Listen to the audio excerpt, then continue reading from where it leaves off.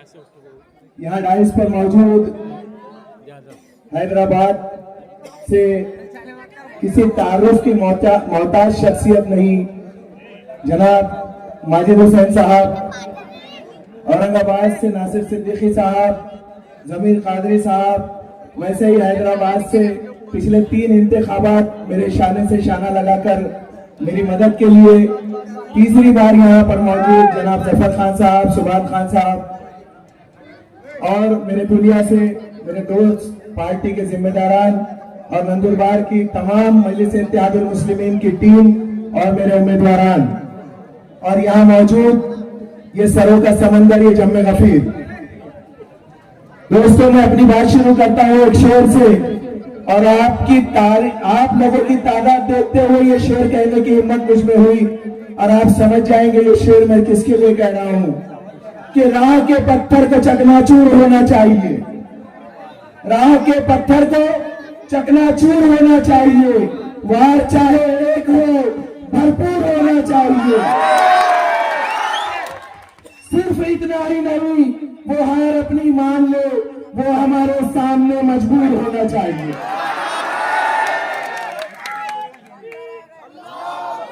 दोस्तों, रियासती मामला, मुल्क के हालात और इंटरनेशनल पे 2020 खेलने के लिए हमारे माजिद हुसैन साहब को वक्त दे रहा हूं मैं, लेकिन मकामी हालात आप लोगों के सामने और मेरी पार्टी के जिम्मेदारान के सामने रखने की जिम्मेदारी मेरी है। तो नगर पालिका के चुनाव है तो सिर्फ नगर हम रुका हुआ है तो रफत की वजह से मैं काम करवाने के लिए लड़ रहा हूं, और ये झूठे लोग यहाँ पे लोगों को बोलते थे कि काम रुका हुआ है रफत की वजह से। मैंने सीओ के सामने बुला के खड़ा किया, तो साहब जरा बताओ तो किसी एक एजेंडे के अंदर किसी एक जनरल बोर्ड में इनमें से किसी ने जनरल बोर्ड में विषय लिया है ये रोड का? तो सीओ साहब बोले कि किसी ने नहीं लिया। वो मैंने लड़के मंजूर कराया। आपको मालूम है ये रोड बना है 2 टप्पों में, 48 लाख रुपए के 2 टेंडर पास हुए कोरोना के अंदर, 96 लाख रुपए का रोड है। ये रोड ऐसा बनाने लगाया, मेरे इंजीनियर को प्राइवेट खड़े रह के देखने लगाता था। साइड में गटर, अंडरग्राउंड ड्रेनेज लाइन, उसके बाद में ये रोड कितना डीप में खोदना चाहिए, कैसा डालना चाहिए, क्या करना चाहिए। हमारे नगर से उनकी हैसियत क्या मालूम है आपको? जब इनके ऊपर बीती थी एक मामले के अंदर, मेरे ऑफिस के अंदर लाइन लगा के खड़े थे पूरे के पूरे। मेरे ऑफिस के बाजू में, मेरे मजलिस इत्तेहादुल मुस्लिमीन के ऑफिस के बाजू में हमारे अजमल भाई रहते, बेकरी वाले, सब पहचानते ना? हाँ, अजमल भाई मेरे पास आके बोले, रफत भाई गरीब आदमी हूं मैं, मेरी दीवार टूट जाएंगी, उससे लग के गटर है, घूस ने खड्डा कर दिया है, कम से कम उनको बोलो कि वो गटर रिपेयर कर दो तो मेरा घर बच जाएगा, वरना दीवारों में तड़ पड़ गई। मैंने बोला भाई सामने बैठा है, बोला अरे भाई गरीब का काम है, कर दे यार, उसकी दीवार गिर जाएंगी तो बनाने की भी उसके गरीब की इस्तेताअत नहीं है। उस वक्त की बात कर रहा हूं। तो ये भाई क्या बोलता मालूम है? हमको भैया साहब ने सीओ के सामने पूरे नगर सेवकों को बिठाया।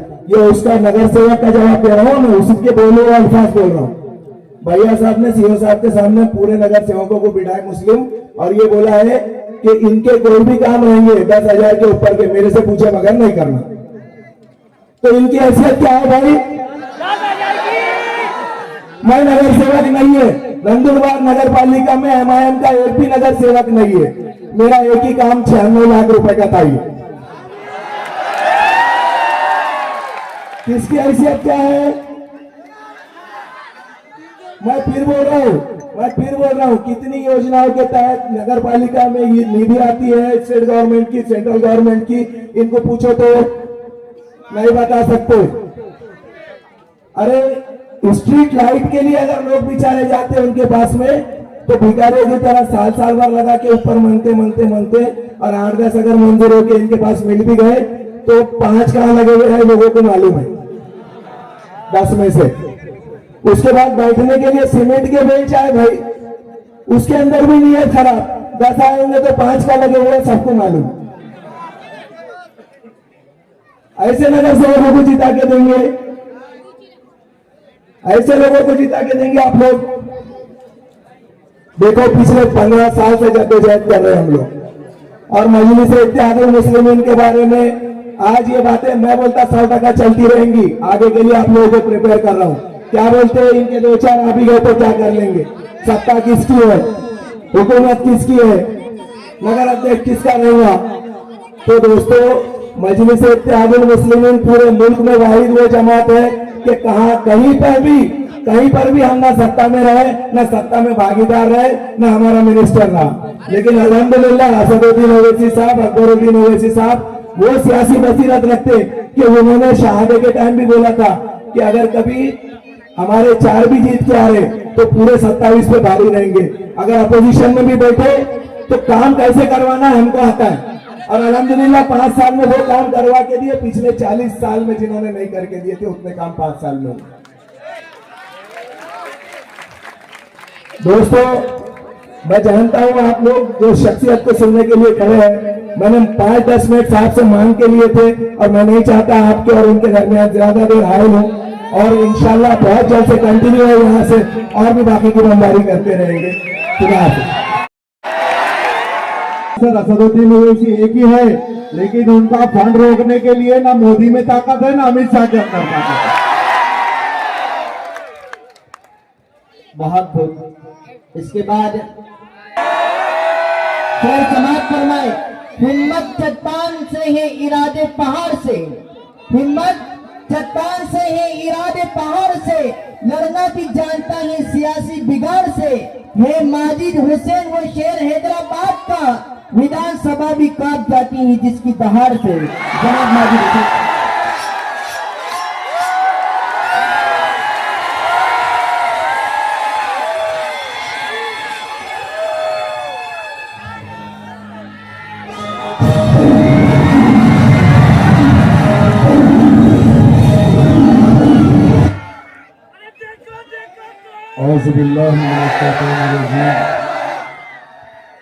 औज़ुबिल्लाहिमिनश्शैतानिर्रजीम बिस्मिल्लाहिर्रहमानिर्रहीम। सैनशीब तशरीफ फरमा आली जनाब इज़्ज़त माप नासिर सिद्दीकी साहब, ज़मीर खादरी साहब, सैयद रफ़त साहब, सैयद फरद साहब, मेरे भाई जफर खान साहब, सुभान साहब, यहाँ के मजलिस इत्तेहादुल मुस्लिमीन के उम्मीदवार बबलू भाई साहब, जिनकी वालिदा जमील भाई साहब के वालदा यहाँ से है, आसिफ पिंजारी साहब, हाफिज अंसार साहब, जकरिया मलक साहब की वालदा यहाँ से इंतखाब लड़ेगी। यहाँ पे बैठे हुए कौम के बुजुर्गों, मेरे नौजवान साथियों, बस पर्दा बैठ कर सुनने वाली मेरी इज्जतदार माँ और बहनों, अस्सलाम वालेकुम व रहमतुल्लाहि व बरकातुहू। आज का ये अजीम शान जलसा एक चुनावी सभा है और जब चुनाव आते हैं हर एक सियासी जमात आपके बीच में आती है, उनके नेता आपके बीच में आते हैं और अपनी बात आपके सामने रखते हैं ताकि आपकी जो ताकत, आपका वोट है वो उनके हक में इस्तेमाल हो सके। आज मजलिस इत्तेहादुल मुस्लिमीन का स्टेज यहाँ पे सजा है और हम आपके सामने बात करने आए हैं। मैं एक बात तो साफ तौर पे शुरुआत में ही कह दूं कि मजलिस इत्तेहादुल मुस्लिमीन का स्टेज वो स्टेज है जहां से जो बात होगी हक की बात होगी। हम वही बात करेंगे जो हम कर पाएंगे, हम वही बात आपके सामने और वादा वही करेंगे जो हम कर सकते हैं।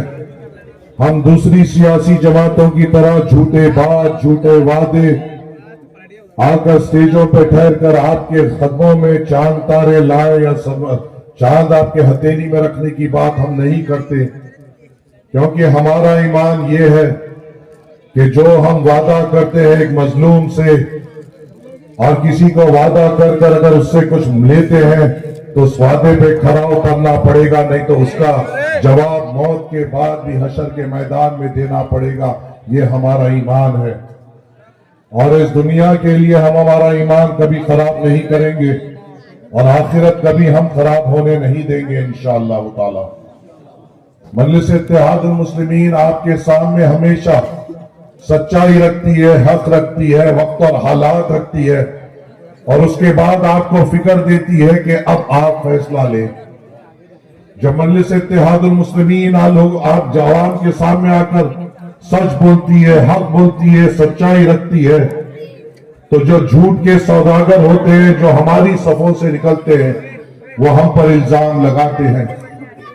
मजलिस इत्तेहादुल मुस्लिमीन जब मुल्क के हक़ाइक़ आपके सामने रखते हैं और आपको ये कहते हैं कि मुल्क के हालात ऐसे हो रहे हैं और हमें एक प्लेटफॉर्म पर आकर मजबूत होना है, हमें अपने आप को ताकतवर करना है, तो दूसरे नानिहाल सेकुलर जमातों के कमजोर लोग आपके बीच में आकर आपको कहते हैं हमें ताकतवर क्यों होना है, हमें डरपोक हो रहना है और बीजेपी से हमेशा डरना है। मजलिस इत्तेहादुल मुस्लिमीन आपको पैगाम देती है और आपको दावत देती है कि हम अपने आप पे भरोसा कर सकते हैं। हमारी ताकत वो है कि अगर हम एक दूसरे पे भरोसा करें और एक दूसरे के साथ कांधा ब कांधा चले तो हमारी एक बेबाक और निडर आवाज हो सकती है। तो दूसरी सियासी जमातों के लोग आपके कान में आके बोलते हैं बेबाक आवाज की क्या जरूरत, हम खामोश थे और खामोश रहेंगे और खामोश ही मर जाएंगे। मजलिस इत्तेहादुल मुस्लिमीन आपको आकर फिक्र देती है कि अब वक्त वो आ गया है कि अगर अभी भी हम खामोश हो तो हमारी शिनाख्त पे, हमारे वजूद पे खतरा है। हमारे मस्जिदों और मदरसों पे हमारे खिलाफ कानून बनाए जा रहे हैं और अब हमें उठना है। तो वो जो नानिहाल सेकुलर जमातें और उनके जो कमजोर नेता हैं, जो जिंदगी भर सिर्फ एक ही बात जानते हैं, अपने आकाओं की गुलामी करना, वो आकर आपसे कहते हैं क्या होगा, मदरसे मसाजिद बंद हो जाएंगे, हम दूसरे खोल लेंगे। हमें कभी उठने नहीं देते, कभी बात करने नहीं देते, कभी मुसलमानों के लीडरशिप को पैदा होने नहीं देते। ऐ मेरे नौजवानों, ऐ मेरे गयूर बुजुर्गों, ऐ मेरी इज्जतदार बर्दानशी मां और बहनों, मैं हिंदुस्तान का कोना कोना फिरा हूं, मैंने हमारे हालात देखे हैं। मैं उस शहर से आता हूं जिस शहर को हैदराबाद कहते हैं और खुदा की कसम वहां पर कोई हमारे तरफ आंख उठा के देखने वाला, किसी की माँ में ऐसी मां को किसी ने नहीं चला जो हम पर आंख उठाकर देख सके। एक ऐसा वहां पर वैसा होता नहीं है कि अगर कोई हमारे नौजवानों पे कोई हाथ दे दे, हाथ डाल दे और नौजवान हमें फोन करके हमें आवाज दे तो कभी हम उसको मायूस होने नहीं देते। कभी कोई, चाहे वो बल्दिया का महकमा हो या इलेक्ट्रिसिटी का महकमा हो या वाटर वर्क्स का महकमा हो, किसी में इतनी हिम्मत नहीं है कि हमारे इलाकों में आकर हमारे लोगों को तकलीफ पहुंचा सके या उन पर जुल्म कर सके। ये इसीलिए हुआ क्योंकि वहां के लोगों ने इत्तेहाद का पैगाम दिया, एक बार ठान लिया कि हम अपने आप को ताकतवर बनाएंगे, हम कमजोरों के पीछे नहीं जाएंगे, हम मजबूत होंगे, चाहे कितने भी नंबरात हो, चाहे 1 हो, 2 हो, 7 हो या 10 हो। हम अब गुलामों को नहीं भेजेंगे, चुनेंगे तो शेरों को चुनेंगे जो अगर हमारे ऊपर खतरा आए तो हमारे लिए लड़े, हमारे लिए सामने वाले के आन पर चले जाए और हमारी हिफाजत कर सके। हमने अब तक क्या किया? हमने अब तक कौन से फैसले लिए? हमने अभी तक कौन सी अपने आप को ताकत दी? हमने कब आखिरी बार अपने आप के लिए सोचा? हमने कब आखिरी बार अपने नौजवानों के मुस्तकबिल को नजर में रखते हुए वोट डाला? हमने कब आखिरी बार हमारे बुजुर्गों के लिए अच्छे अस्पताल सरकारी बने, ये सोचते हुए कब आखिरी बार हमने वोट डाला? हमने कब अपने आप को, अपने महल्ले जात को अच्छा करने के लिए आखिरी बार का वोट डाला? हमने हमेशा वोट डाला तो बीजेपी के डर में दूसरों को जिताने के लिए वोट डाला। जो आया हमें ये कहा कि तुम मुझे वोट दो, मैं बीजेपी को हराऊंगा, हम अपने आप को हारते हुए देखते हुए उसको जिता दिए सिर्फ बीजेपी को हराने के लिए। क्यों? क्या हमारे पास ताकत नहीं है इनका मुकाबला करने की? क्यों? क्या मेरा नौजवान बीजेपी के सामने छाता चौड़ा कर नहीं ठहर सकता? क्यों मेरा बुजुर्ग मेरे पीठ पे कांधा रखते हुए ये नहीं कह सकता कि बीजेपी की क्या हैसियत, आरएसएस की क्या हैसियत, विश्व हिंदू परिषद की क्या हैसियत? हम जब तक जिंदा है डरेंगे तो सिर्फ अल्लाह से डरेंगे। कोई हमें डराने वाला? क्या हम ये जज्बा लेकर इस दुनिया में नहीं आए? क्या ये जज्बा हमारे लिए काफी नहीं इस दुनिया की छोटी जिंदगी को गुजारने के लिए? क्या ये जज्बा काफी नहीं अपने आप को एकजुट करते हुए ताकतवर बनाने के लिए? क्या हमें जरूरी है उसको जिताने के लिए जो ये कहता है बीजेपी को हराएंगे? क्या हुआ मेरे मुसलमानों, पिछली बार जिसको वोट दिए आज वो भाजपा की गोद में जाकर बैठा, जिसको आपने वोट देकर ताकतवर बनाया आज बीजेपी को मजबूत करने चले गया। क्या फायदा हुआ आपके वोट का? किसको वोट दिया? क्या हमारा मुस्तकबिल बना? अरे तुमने जब उसको वोट दिया 20 साल से उसको वोट देते आए, क्या हमारे मोहल्ले में आज भी हमारे महल्लों की मुस्तकबिल दूर है?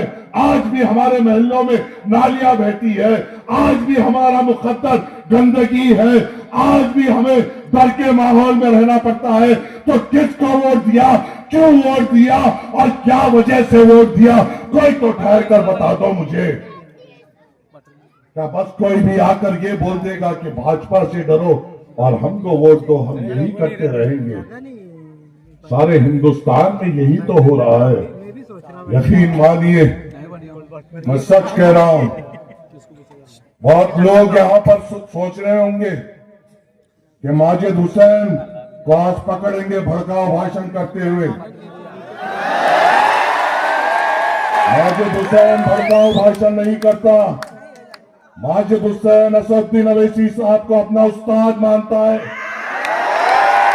माजिद हुसैन ने असदुद्दीन अवैसी साहब की जूतियों गन बैठकर अवाम की खिदमत को सीखा और अवाम के दर्द को अपने दिल में रखना अपने उस्ताद से सीखा। माजिद हुसैन वही बोलेगा जो हक है, जो उसकी आंखों ने देखा है हिंदुस्तान में, जो मैंने देखा है वो आपके सामने बयान करने आया हूं।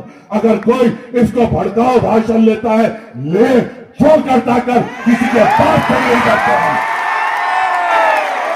अरे आपको मालूम है हिंदुस्तान में मुसलमानों की हैसियत क्या है इन सेकुलर पार्टियों के सामने? मालूम है आपको मुसलमानों की हैसियत सेकुलर जमातें क्या सोचती है? वो उनको ये पता है मुसलमान के नौजवानों को रोजगार ना दो चलेगा, मुसलमानों के बुजुर्गों को अच्छे अस्पताल ना दो कोई बात नहीं, मुसलमान इलाकों में गंदगी हो रहने दो, मुसलमान इलाकों में रोड अच्छे ना हो कोई बात नहीं, मुसलमान इलाकों में मस्जिदें मदरसों के सामने नालियां बहती हो बहने दो। मुसलमान को ये कुछ देने की जरूरत नहीं। जब चुनाव आए मुसलमान के सामने जाओ, मोदी का नाम लो, मुसलमान खुद भाजपा से डरकर हमको वोट देगा, इनको क्या देने की जरूरत है? ये हैसियत और औकात सेकुलर पार्टियों की है हमारे लिए। ये सोच रखते हैं सेकुलर पार्टियां हमारे लिए।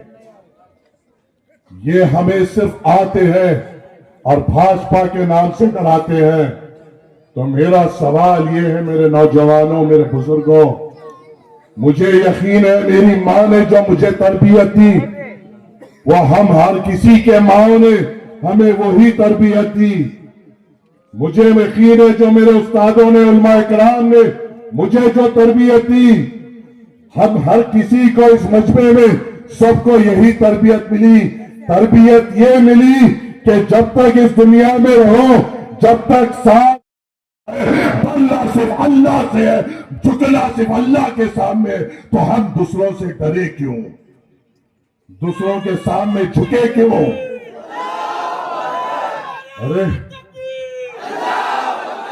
हमारे सामने तरक्कियात की बात की जाती है। अल्लाह के फजलो करम से आपका ये नाचीज जो आपने आज इतनी बड़ी इज्जत से नवाजा है, इतने सारे लोग बड़े मजमे में इस अदना से सिपाही को सुनने आए हैं। हैदराबाद का मैं मेयर था। हमारा उस वक्त में जब मुझे 3 साल हैदराबाद शहर की जिम्मेदारी मिली थी, हमने हैदराबाद शहर में 150 से ज्यादा फूड सेंटर्स खोले थे, जहां पर अलग अलग चौरस्तों पे हैदराबाद जैसे बड़े शहर में हमने फूड सेंटर्स लगाए थे, जहां दोपहर का खाना पेट भरकर गरीबों को 5 रुपए में हमने फराहम किया। जो वक्त में जो वक्त में 5 रुपए में चाय नहीं आती थी, हमने ये सोचा कि जब अल्लाह ताला ने हम पर जिम्मेदारी दी, हम गरीब का पेट भरेंगे। ये मजलिस इत्तेहादुल मुस्लिमीन है। मजलिस इत्तेहादुल मुस्लिमीन का हर एक कॉर्पोरेटर हर जगह करोड़ों रुपए के तरक्याती काम करता है, क्योंकि हमारा एक ही एजेंडा है। हम आपके सामने झूठे वादे, झूठी आस या झूठी बात नहीं करते, हम काम करते हैं। काम की बुनियाद पर आपके सामने अपनी कारकर्दगी रखते हैं और कारकर्दगी की बुनियाद पे आपसे वोट मांगते हैं।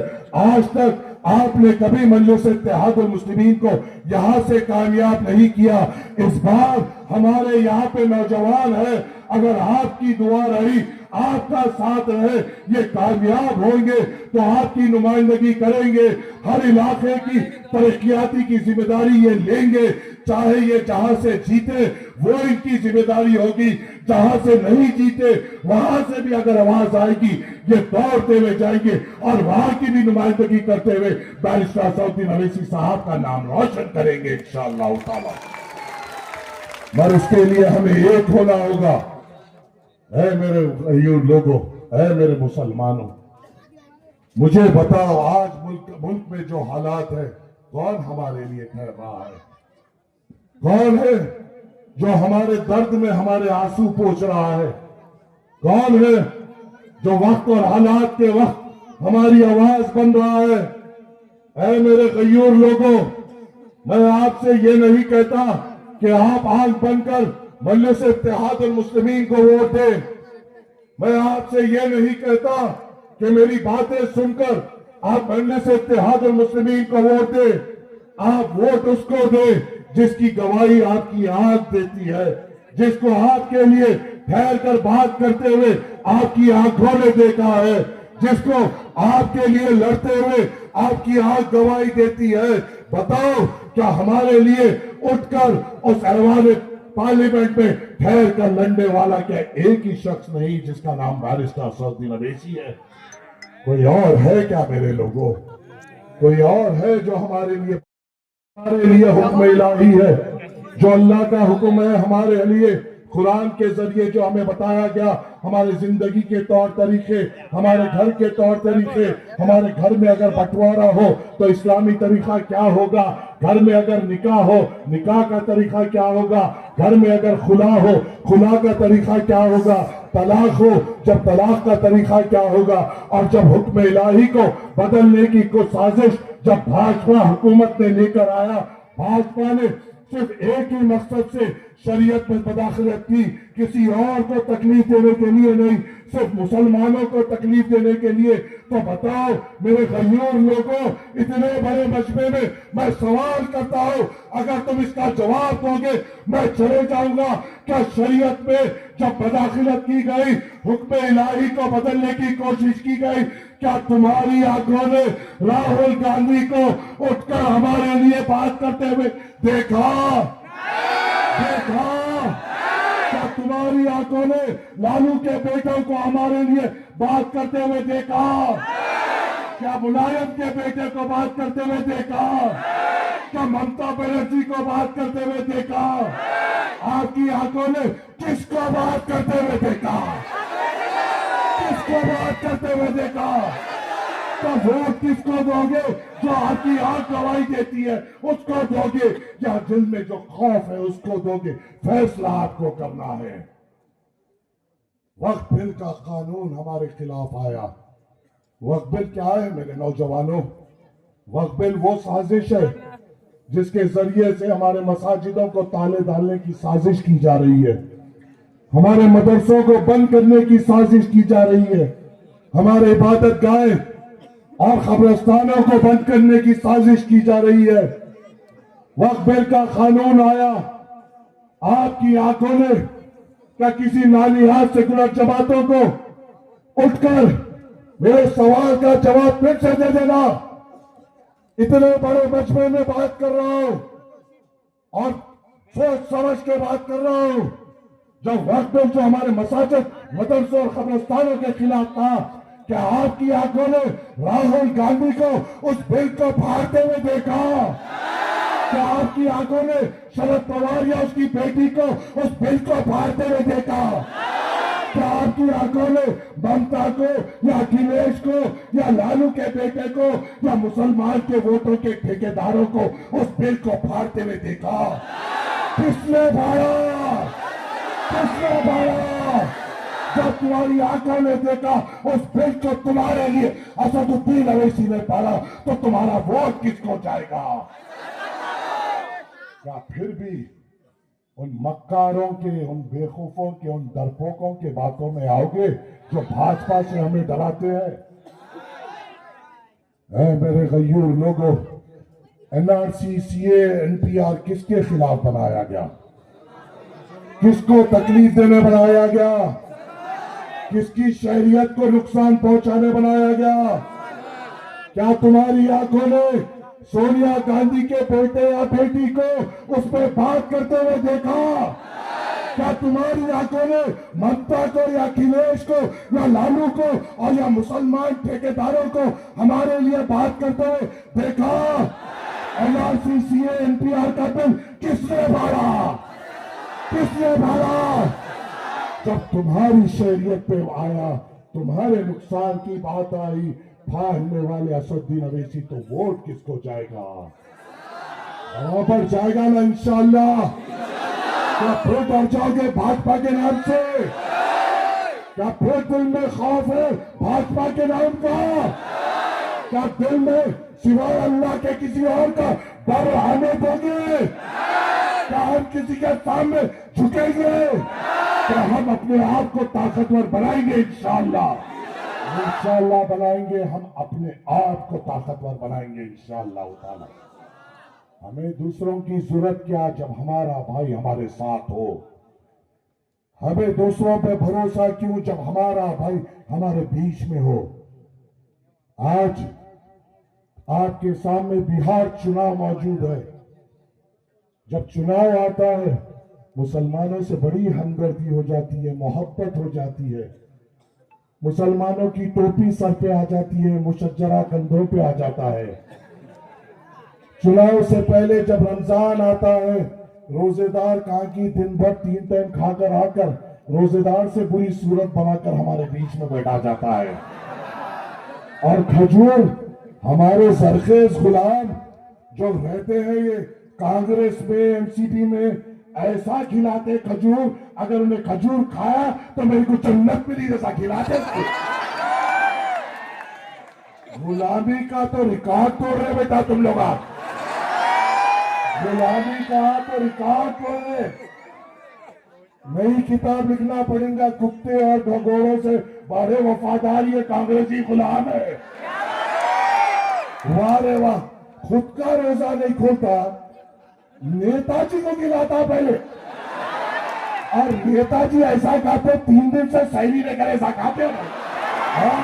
वाह रे वाह, हमारा रोजा कहा की, हमारे नमाजा कहा की, हमारे तराविया कहा की, हमारे ताजुदा क्या की। इलेक्शन के टाइम पे आ गए, टोपी मार के, मुशज्जरा मार के आ गए, बैठ गए, रोजा खोले, चले गए। हमारे लोग खुश, अब्बा नेताजी रोजा खोले भाई।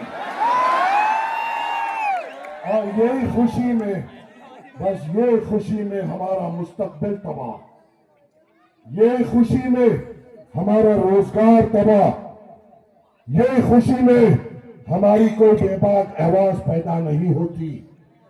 यही खुशी में हमें अंधेरों में रखा जाता है। इन अंधेरों से निकलना है और वो मशाल जो हमें पकड़ना है वो मजलिस इत्तेहादुल मुस्लिमीन की मशाल पकड़ना है इंशाअल्लाह। बिहार के चुनाव में बड़ी बड़ी बातें की जा रही है। राहुल गांधी, लालू का बेटा गम के पैंडला मार रहे, गाड़ी स्टार्ट कर रहे, इधर निकल रहे, उधर निकल रहे। अरे अरे रुक जा भाई, एक 6 चीटा हमारे को दे तो अम्मा मुसलमानों को 6 चीटा। नहीं नहीं नहीं नहीं, नहीं। मुसलमान को लीडर हम बनाएंगे। हमारे इलाकों के अलावा दूसरे जो सीमांचल के इलाके हैं वहां पे तरक्की करनी पड़ेगी, मगर इन शर्तों पे भी हमें धिक्कार आ गया, इन शर्तों पे भी हमें दूर कर दिया गया। किस तरीके से दूर किया गया है मालूम। मगर एक बात बोलूंगा, अपना बेटा, बड़ों से एक हाथ जोड़ के गुजारिश है, अपना बेटा समझकर माफ कर देना।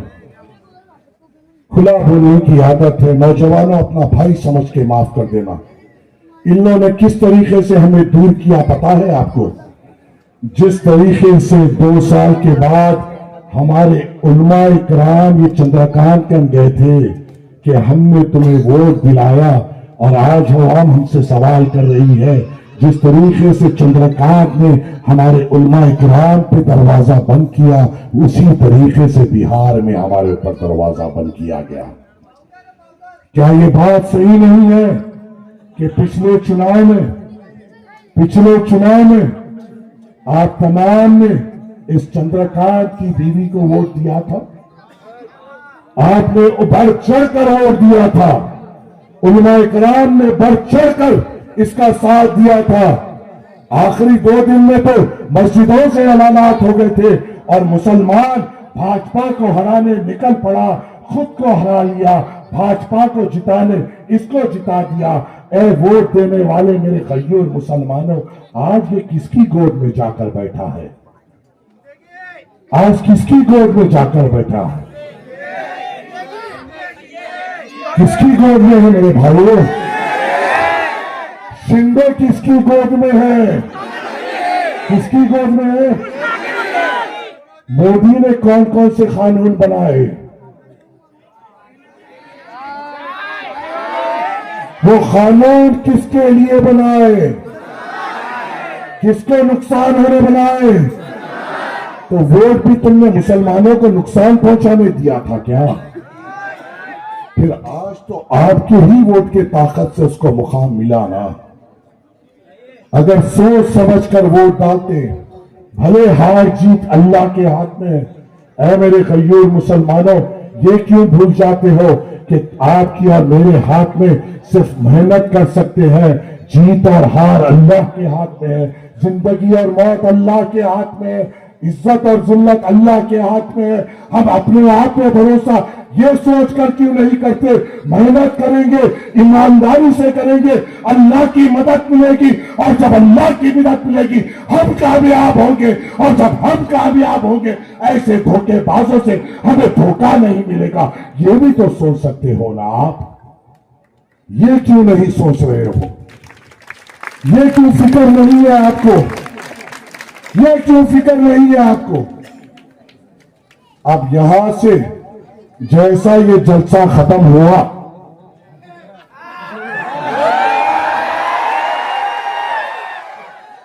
भाई गलत तो नहीं बोलूंगा, खजूरा निकलेंगे, खजूरा। नेताजी को खजूर खिलाने वाले खजूरा निकलेंगे। अरे ये असली रोजेदार का खजूर है, ये का इसको बोलना तू तेरा खजूर, तेरा नेता है, हमारा खजूर, हमारा घर का खजूर, हमारे जेब का खजूर, हमारे हलाल पैसों का खजूर, हमारी अल्लाह की इबादत हम अपने आप का खुद देख लेंगे, तुम्हारे लोगों की जरूरत नहीं। बोलेंगे ना इंशाअल्लाह? बोलेंगे ना इंशाअल्लाह? बोलेंगे ना इंशाअल्लाह? क्या मजलिस को ऐसे कामयाब करेंगे इंशाअल्लाह?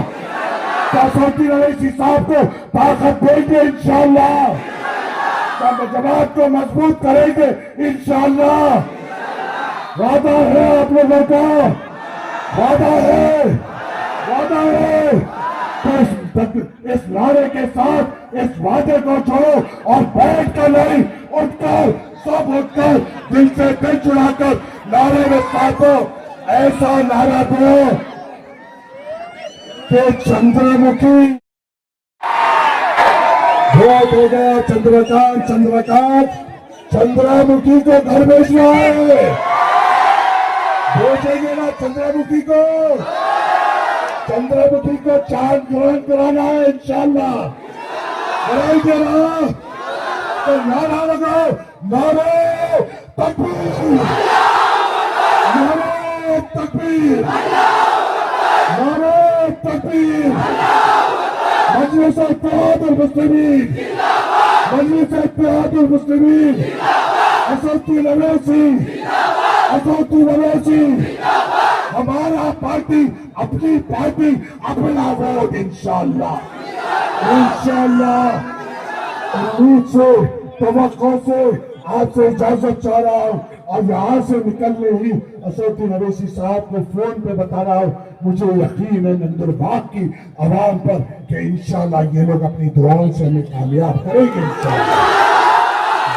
बुजुर्गों, बस आखिरी में आपसे हाथ जोड़कर दरख्वास्त कर रहा हूं, हमें आपकी हिम्मतों की जरूरत है। ये बड़ा लंबा रास्ता है, मुश्किल रास्ता है, इस क़यादत को ठहराना आसान नहीं, हमें आपकी हिम्मतों की जरूरत रहेगी। मेरे बुजुर्गों, हमारी हिम्मत बनी है। नौजवानों, मैं तुमसे हाथ जोड़कर गुजारिश कर रहा हूं, ये रास्ता आसान नहीं है, हम पीछे नहीं, साथ चलेंगे। घर घर जाकर पतंग छाप के निशान को आम करो और असदुद्दीन अवैसी साहब का पैगाम आम करो। और मेरी इज्जतदार माँ और बहनों, मेरी इज्जतदार माँ और बहनों, जो मेरी बात सुन रही है और जो नहीं सुन रही है, आप मेरी माँ तक ये पैगाम पहुंचा देना कि बेशक मैं तुम्हारी कोख से पैदा हुआ या तुम्हारे घर में पैदा हुआ बेटा नहीं हूं, मगर मैं तुम्हारे कलमा ला इलाहा इल्लल्लाह मुहम्मद रसूलुल्लाह जुड़े हुआ बेटा हूं मैं। जब आप मेरी माँ से दरखास्त कर देना कि जब वो नमाज पढ़े और उस मुसल्ले में अपने बेटे के लिए, अपने घर के लिए, अपने घर गृहस्थी के लिए दुआ करे, थोड़ा वक्त निकाल कर ये भी दुआ कर दे कि अल्लाह असदुद्दीन अवैसी साहब को कामयाब कर दे। अल्लाह मजलिस के लिए जो लोग भी मेहनत कर रहे हैं, अल्लाह उनका रास्ता आसान फरमा दे, अल्लाह हमें एक कर दे, अल्लाह हमें बचने से बचा ले, अल्लाह हमें एक दूसरे के लिए, एक दूसरे के आंसू को देखते हुए गमज़दा होने वाला बना दे, एक दूसरे की खुशी में बोलते खुशी होने वाला बना दे, हमें कलमे की बुनियाद पे एक कर दे और ताकतवर बना दे इंशाअल्लाह। इजाजत है बोल, कामयाब है, कामयाब है, कामयाब है। बस यही उम्मीद से आपसे इजाजत लूंगा। शुक्रिया। अस्सलाम वालेकुम व रहमतुल्लाहि व बरकातुहू।